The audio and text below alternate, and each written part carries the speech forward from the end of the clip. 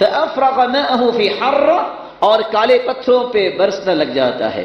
فإذا شرجة من تلك الشراج قد استوعبت ذلك الماء كله، خود سے پانی اکٹھا ہوا، خود سے کھالی بنی اور پانی اکٹھا ہو کے چلنے لگ گیا. فتتبع الماء، اور یہ شخص پانی کے پیچھے پیچھے ہے. فإذا رجل قائم في حديقته يحول الماء بمسحات، کیا دیکھتا ہے؟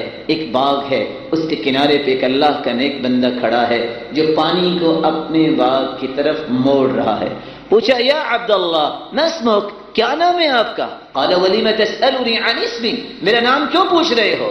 کہا پہلے بتاؤ.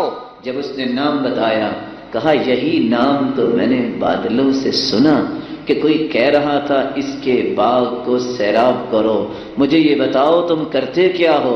کہا اگر تم نے پوچھ دیا ہے تو سنو، کرتا کیا ہوں. جب باغ کا پھل آتا ہے تو 3 حصوں میں تقسیم کرتا ہوں. پہلا حصہ فأتصدق بثلث، سب سے پہلا حصہ میں اللہ کی راہ میں صدقہ کر دیتا ہوں. وآكل وعيالي ثلثا، اور ایک حصہ اپنے اور اپنے بچوں کے لیے لے جاتا ہوں. وأرد فيه ثلثا، اور ایک حصہ میں ایز اے کیپٹل اپنے پاس رکھتا ہوں، جب ضرورت پیش آئے گی تو اس باغ کو مزید بہتر بنانے کے لیے میں خرچ کروں گا. تو پہلا حصہ اللہ کی راہ میں دینے والے کا اللہ نے مدد کا ذریعہ کیا بنایا؟ فرشتوں کے ذریعے، بادلوں کے ذریعے. کوئی انسان نہیں، اگر کوئی یہاں کسان، یہاں کوئی زراعت کرنے والا بیٹھا ہے، اس کو پتا ہے کہ پانی کو زمین تک لے جانے میں کیا کیا دشواریاں ہیں، کیسے پانی کے لیے وہ سسٹم اور کھالیاں بنائی جاتی ہیں. بھلا پتھر پہ بھی کوئی کھالی بنتی ہے؟ بھلا اس طرح پانی اکٹھا دنیا والا بھی کوئی کر سکتا ہے؟ یہ سارے کے سارے بندوبست کرنے والے ہیں تو کون؟ اللہ رب العزت. لیکن کس کے لیے؟ جس نے یہ کام کیا کہ اپنے مال کے اندر سب سے پہلا حصہ اللہ کی راہ کے لیے رکھا. رسول اللہ صلی اللہ علیہ وسلم نے فرمایا الا اخبرکم بشیء اذا نزل برجل منکم کرب او بلاء من امر الدنیا دعا به ففرج عنه.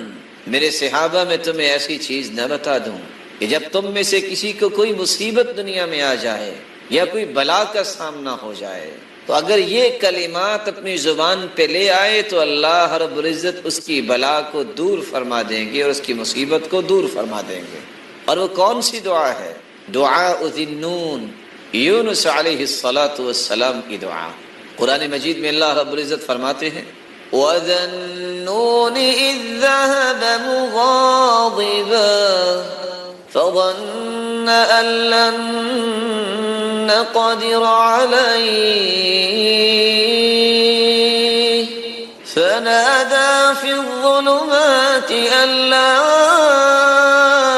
إِلَٰهَ إِلَّا أَنتَ سُبْحَانَكَ إِنِّي كُنتُ مِنَ الظَّالِمِينَ.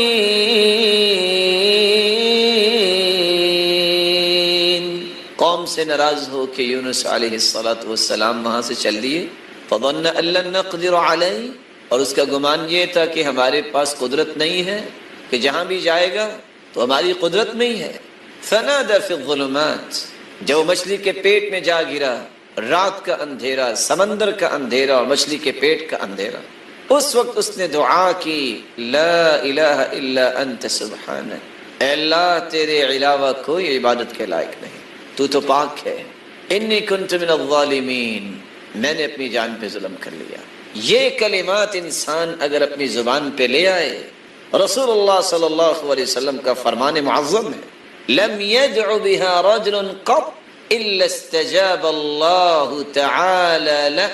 جس مصیبت میں بھی انسان پھنسا ہے اگر یہ کلمات زبان پہ لے آئے اللہ رب العزت اس کی دعا کو قبول فرماتے ہیں اور اس کی مصیبت کو دور فرما دیتے ہیں. قرآن مجید نے اس بات کو بھی بیان کیا ہے کہ فاسق ذکر الہی کی پرواہ نہیں کرتا. وَلَا تَكُونُوا كَالَّذِينَ نَسُوا اللَّهَ فَأَنسَاهُمْ أَنفُسَهُمْ أُولَئِكَ هُمُ الْفَاسِقُونَ. ایسے ایسے لوگوں کی طرح نہ ہو جاؤ جنہوں نے اللہ کو بھلا دیا، اللہ نے انہیں بھلا دیا، ان کو اپنا بھی یاد نہیں رہتا کہ میں نے کیا کرنا ہے کیا نہیں کرنا۔ جو اللہ کے ذکر سے محروم ہے، اس سے بڑا محروم کون ہو سکتا ہے؟ اس لیے میں آپ کی خدمت میں ادب سے گزارش کروں گا، 101 بیماریوں کے نام لینے والے لیتے ہیں، اگر دنیا کی ہر مصیبت سے اپنے آپ کو محفوظ کرنا چاہتے ہو تو ذکر الہی سے بڑھ کے کوئی مضبوط قلعہ نہیں ہے۔ صبح شام کے اذکار کی پابندی کیا کرو، نماز کے بعد گنتی کے 4 سے 5 منٹ، زیادہ نہیں، اللہ کا ذکر کرو۔ زیادہ سے زیادہ انسان کو یہ ہوتا ہے دکان، میرے کسٹمر انتظار کر رہے ہوں گے، دینا پھر بھی کس نے ہے؟ دینے والے کو چھوڑ کے چلے جاؤ، جو لینے والے ان کے پاس چلے جاؤ، کیا ملے گا؟ زیادہ سے زیادہ کتنی کمائی کر لو گے؟ حدیث کہتی ہے صحابہ نے کہا اللہ کے رسول سبق المفردون، سبقت لے گئے جن کے پاس مال تھا، وہ حج عمرہ جہاد صدقہ کرتے، ہمارے پاس اتنے مال ہی نہیں ہے، ہمیں بھی کوئی نسخہ بتا دیجئے کہ ان کے اجر کے برابر ہو جائیں۔ یہ نہیں نسخہ مانگا کہ کوئی نسخہ لائن بتا دے کہ اتنا مال مل جائے۔ کیا کمال کی سوچ تھی ان کی۔ کہا آپ نماز کے بعد 33 مرتبہ سبحان اللہ کہہ دینا، 33 مرتبہ الحمدللہ کہہ دینا، 34 مرتبہ اللہ اکبر کہہ دینا، تمہیں حج عمرے جہاد اور صدقہ جو وہ کرتے ہیں اس کے برابر اجر مل جائے۔ دیانتداری سے بتائیے، اگر آپ سارے دن میں 5 نمازیں ہیں، اگر آپ یہ 20 منٹ سے 25 منٹ بیٹھ جائیں تو کتنی مرتبہ حج عمرے اور صدقے اور جہاد کا ثواب مل جائے۔ اگر آپ چھوڑ کے چلے جائیں تو آپ کتنا کو صدقہ کریں گے اور کتنی مرتبہ حج کے پیسے جمع کر لیں گے۔ اجر کی نیت رکھنے سے اللہ کبھی کسی کو محروم نہیں کرتا۔ ان اللہ قد اوقع اجرہ علی قدر نیتی، اللہ عز و جلال تو نیت کرتے ہی اجر کو جاری کر دیتے ہیں۔ جب انسان عمل کرتا ہے پھر تو بڑھوتی اور اضافے ہوتے ہیں۔ اللہ تعالی ہمیں یقین نصیب فرمائے۔ تو آئیے اس صدقے کی چند تفصیلات، میرا صدقے سے مراد کیا ہے، ہمیں اس مبارک مہینے میں بلکہ 12 مہینوں میں ان تمام صدقات کے پہلوؤں کو اختیار کرنا چاہیے۔ اس سے قبل کہ میں تقسیمات آپ کے سامنے رکھوں، صدقے کے بارے میں گنتی کی 3 چیزیں، پوری کائنات کی صداقت جمع ہو جائے۔ کیا رسول اللہ صلی اللہ علیہ وسلم کی ایک بات کی صداقت کا مقابلہ ہو سکتا ہے؟ نہیں ہو سکتا۔ تو پھر اگر اللہ کے رسول صلی اللہ علیہ وسلم کسی بات پہ قسم اٹھا لیں، کوئی بات رہ گئی؟ آپ نے قسم اٹھائی، ثلاث اقسم علیہن، لوگوں میں 3 چیزوں پہ قسم اٹھاتا ہوں۔ پہلی چیز، ما نقصت صدقۃ من مال، میں قسم اٹھاتا ہوں جو شخص صدقہ کرتا ہے اللہ کی قسم اس کا مال کم نہیں ہوتا، بڑھتا ہے، شک کی گنجائش ہے۔ دوسری بات، میں اس بات پہ قسم اٹھاتا ہوں وَمَا تَوَاضَعَ عَبْدٌ لِلَّهِ إِلَّا رَفَعَهُ اللَّهُ، اور دوسری روایت کے الفاظ یہ بھی ہے وَلَا عَفَا رَجُلٌ عَنْ مَظْلَمَةٍ ظُلِمَهَا إِلَّا زَادَهُ اللَّهُ عِزًّا، اللہ کی قسم جس کے ساتھ زیادتی ہو اگر وہ معاف کر دے، اور دوسرے لفظ اگر کوئی تواضع اختیار کرے تو وہ گرتا نہیں، اللہ اس سے اور عزتوں سے نوازتے ہیں۔ تیسری بات، وَلَا فَتَحَ رَجُلٌ عَلَى نَفْسِهِ بَابَ مَسْأَلَةٍ إِلَّا فَتَحَ اللَّهُ عَلَيْهِ بَابَ فَقْرٍ، جو کشکول گدائی لوگوں کے سامنے کرتا ہے، اپنی ضروریات کا رخ اللہ کی طرف نہیں کرتا، اللہ کی قسم اللہ اس پہ فقیری کے اور دروازے کھول دیتے ہیں۔ ایک بات یاد رکھنے والی ہے، جس شخص کے ذہن میں یہ بات ہے کہ صدقہ کرنے سے مال ختم ہوگا، اس حدیث کی روشنی میں اللہ کے رسول نے قسم اٹھائی ہے اس کا مال کم نہیں ہوتا، زیادہ ہوتا ہے۔ دوسری بات، دنیا میں اگر مقابلہ ہو تو کون جیتتا ہے؟ جس کے پاس مال زیادہ ہے۔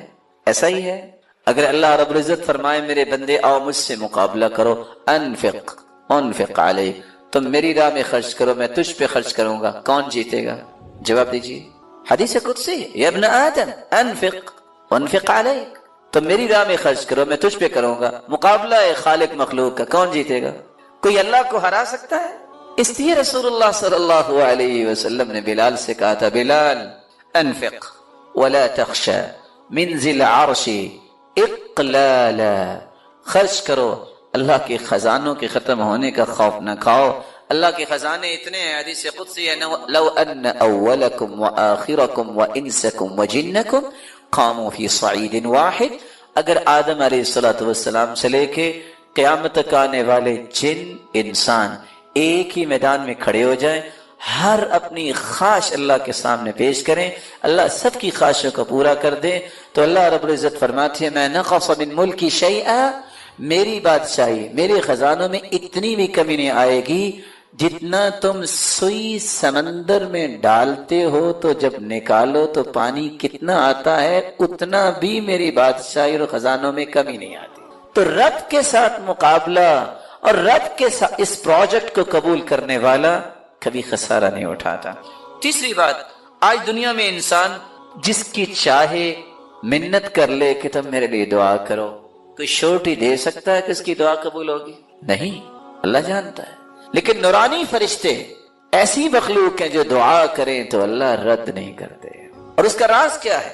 نورانی فرشتے اس وقت تک دعا کرتے ہی نہیں جب تک اللہ تعالیٰ کا حکم نہ ہو، اور اللہ رب العزت اپنے فرشتوں کو اس وقت تک حکم دیتے ہی نہیں جب تک اپنے بندے سے راضی نہ ہو جائیں۔ جب اللہ راضی ہوتے ہیں اپنے بندے سے تو فرشتوں سے کہتے ہیں دعا کرو، پھر اللہ قبول فرماتے ہیں۔ اور صحیح بخاری اور مسلم کی روایت ہے، ما من یوم یصبح العباد فیہ الا وملکان ینزلان یقول احدهما اللهم اعط منفقا خلفا ويقول الاخر اللهم اعط ممسكا تلفا۔ دو فرشتے ہر روز اللہ کی طرف سے نازل ہوتے ہیں، جن میں سے ایک دعا کرتا ہے اے اللہ جو تیری راہ میں مال خرچ کرتا ہے، اے اللہ اس کے مال میں برکت فرما۔ دعا کون کر رہا ہے؟ فرشتہ۔ قبول کون کرے گا؟ میرا مالک۔ اور دوسرا فرشتہ دعا کیا کرتا ہے؟ اللہم اعطی ممسکا تلفا، اے اللہ جو بخل کرتا ہے، تیری راہ میں خرچ نہیں کرتا، تلفا، اس کے مال کو تلف کر دے، برباد کر دے۔ تو اللہ کی راہ میں صدقہ کرنے والا، اس کے لیے جہاں اللہ کے رسول نے قسم اٹھائی کہ مال کم نہیں ہوگا زیادہ ہوگا، جہاں اللہ رب العزت نے فرمایا تم میرے راہ پہ خرچ کرو گے میں تجھ پہ خرچ کروں گا، وہاں فرشتوں کی دعاؤں کا مستحق بنتا ہے۔ اللہ رب العزت سب کو توفیق عطا فرمائے۔ یہ ہے مال کا صدقہ۔ لیکن صرف مال کا صدقہ نہیں، مومن اس کی اپروچ جو ہوتی ہے وہ اسلام کے تمام پہلوؤں پہ ہوتی ہے، کسی ایک جہت پر نہیں۔ اسلام کی یہی تو خوبصورتی ہے۔ اگر کسی کے پاس مال نہیں تو وہ کیا کرے گا؟ محروم ہے صدقے کے اجر سے؟ نہیں محروم۔ وہ کیا کرے؟ رسول اللہ صلی اللہ علیہ وسلم نے فرمایا ان بکل تسبیحۃ صدقہ، سبحان اللہ کہنا صدقہ ہے، بکل تکبیرۃ صدقہ، اللہ اکبر کہنا صدقہ ہے، بکل تحمیدۃ صدقہ، الحمدللہ کہنا صدقہ ہے، بکل تہلیلۃ صدقہ، لا الہ الا اللہ کہنا صدقہ ہے، امر بالمعروف صدقہ، نیکی کا حکم کرنا صدقہ ہے، نہی عن المنکر صدقہ، برائی سے منع کرنا صدقہ ہے، فی بضع احدکم صدقہ، بیوی کے حقوق کو پورا کرنا صدقہ ہے۔ سیدنا ابو ذر رضی اللہ تعالی عنہ کی یہ روایت، اور دوسری روایت کے الفاظ ہیں واستغفر اللہ، استغفر اللہ کہنا صدقہ ہے، یعزل الشوک عن طریق الناس والعظم والحجر، راستے سے پتھر، ہڈی اور کانٹے اٹھانا، راستہ صاف کرنا، یہ صدقہ ہے۔ تہدی الاعمى، اندھے کو راستہ دکھانا صدقہ ہے۔ تسمع الاصم والابکم حتی یفقہ، گونگے اور بہرے کو اس کی بات سمجھا دینا، اس کی ضرورت سمجھا دینا صدقہ ہے۔ تدل المستدل علی حاجت اللہ قد علمت مکانها، ناواقف کی رہنمائی کرنا صدقہ ہے۔ تسعى بشدت ساقیک الی اللہفان المستغیث، ایسا شخص جو آپ کو مدد کے لیے پکار رہا ہے اس کی طرف دوڑ کے جانا صدقہ ہے۔ اور تیسری روایت کے الفاظ ہیں وَبَصَرُكَ لِلرَّجُلِ الرَّدِيءِ الْبَصَرِ لَكَ صَدَقَةٌ، جس شخص کی نظر کمزور ہے آپ اس کی رہنمائی کر دیتے ہیں، یہ صدقہ ہے۔ اور فرمایا فَالْكَلِمَةُ الطَّيِّبَةُ يَتَكَلَّمُ بِهَا الرَّجُلُ صَدَقَةٌ، اچھی بات کرنا صدقہ ہے۔ اور اگلی روایت میں آتا ہے عون الرجل اخاہ علی الشیء صدقہ، کسی بھائی کی کسی چیز میں مدد کرنا صدقہ ہے. والشربة من الماء يسقيها صدقہ، اور کسی کو پانی کا گھونٹ پلا دینا صدقہ ہے.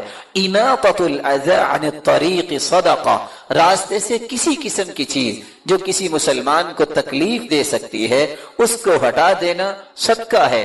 اور پانچویں اور چھٹی روایت کے الفاظ یہ ہیں، رسول اللہ صلی اللہ علیہ وسلم نے فرمایا ما اطعمت زوجتك فهو لك صدقہ، جو تم اپنی بیوی کو کھلاتے ہو وہ بھی صدقہ ہے. وما اطعمت ولدك فهو لك صدقہ، جو اپنے بچوں کی پرورش پہ خرچ کرتے ہو وہ بھی صدقہ ہے. وما اطعمت خادمك فهو لك صدقہ، جو اپنے خادم کو تم دیتے ہو وہ بھی صدقہ ہے. وما اطعمت نفسك فهو لك صدقہ، اور جو اپنی جان پہ اس نظریے سے خرچ کرتے ہو طاقت ملے میں اللہ کی عبادت خوبصورت کروں اور دنیا کے لیے خیر خواہی کا پیغام دینے والا بنوں، تو یہ کھانا پینا بھی صدقہ ہے. اور ساتویں روایت کے الفاظ یہ بھی ہیں، تبسمک فی وجہ اخیک لک صدقہ، کسی مسلمان کو مسکرا کر ملنا بھی صدقہ ہے. وَإِفْرَاغُكَ مِن دَلْوِكَ فِي دَلْوِ أَخِيكَ لَكَ صَدَقَةٌ، اپنے ڈول سے پانی نکال کر بھائی کے ڈول میں ڈال دینا یہ بھی صدقہ ہے. کبھی اپنی جیب میں بھی ہاتھ ڈال کے کسی کی جیب میں کچھ ڈال دینا جس کے پاس کچھ نہیں ہے صدقہ ہے. اور رسول اللہ صلی اللہ علیہ وسلم نے یہ بھی فرمایا کل معروف صدقہ، ہر نیکی صدقہ ہے. آپ صلی اللہ علیہ وسلم نے یہ بھی فرمایا الضیافۃ ثلاثۃ ایام فما زاد فهو صدقہ، 3 دن مہمان نوازی کرنا تو ضروری ہے، جو اس سے زیادہ آپ کسی مہمان کو کچھ کھلاتے پلاتے ہو وہ صدقہ ہے.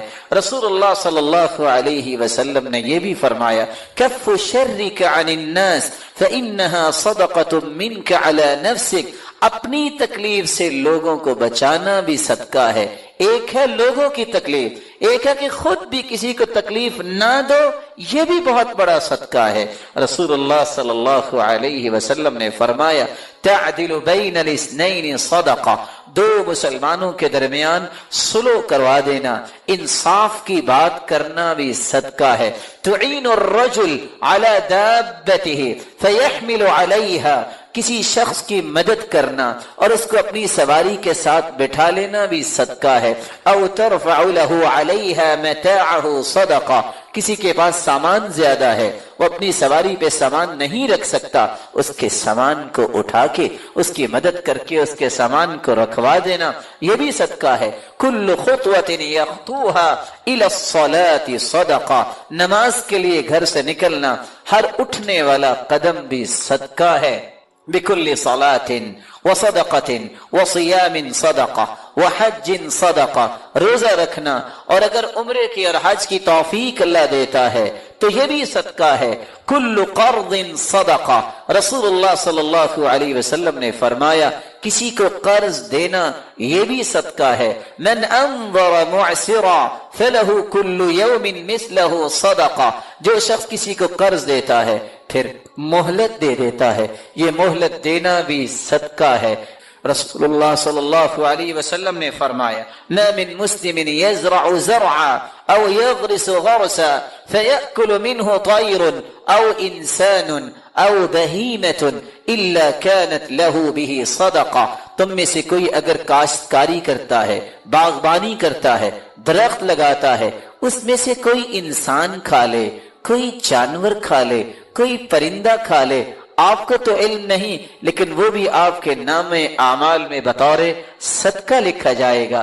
رسول اللہ صلی اللہ علیہ وسلم نے فرمایا تسلیمہ علی من لقی صدقہ، جب بھی کسی مسلمان کو کوئی ملے اور اس کو سلام کہے یہ سلام کہنا بھی صدقہ ہے. اور آخری صدقہ جو 36واں صدقہ ہم آپ کے سامنے پیش کرنا چاہ رہے ہیں یہ بہت پیارا صدقہ ہے لیکن آج یہ صدقہ کرنے والے نظر نہیں آتے. اور وہ صدقہ کون سا ہے؟ كان علبة بن زيد بن حارثة رجلا من أصحاب النبي صلى الله عليه وسلم. علبة بن زيد بن حارثة رضي الله تعالى عنه صحابہ میں سے ایک صحابی تھے. وقد حض على الصدقة فلما حض على الصدقة، جب اللہ کے رسول صلی اللہ علیہ وسلم نے صدقے پر ترغیب دلائی صحابہ کو، سب نے صدقہ دیا. یہ صحابی آ کے کہتے ہیں یا رسول اللہ صلی اللہ علیہ وسلم انہو لیس عندی ما اتصدق بہ، اللہ کے رسول میرے پاس مال نہیں جس کا میں صدقہ کروں، لیکن میں بھی کچھ صدقہ کرنا چاہتا ہوں۔ فرمایا مال نہیں تو کیسا صدقہ کرنا چاہتے ہو؟ تو صحابی نے کہا انی اتصدق بعرض علی من نالہ من خلقک، میں صدقہ اپنی عزت کا کرنا چاہتا ہوں، کوئی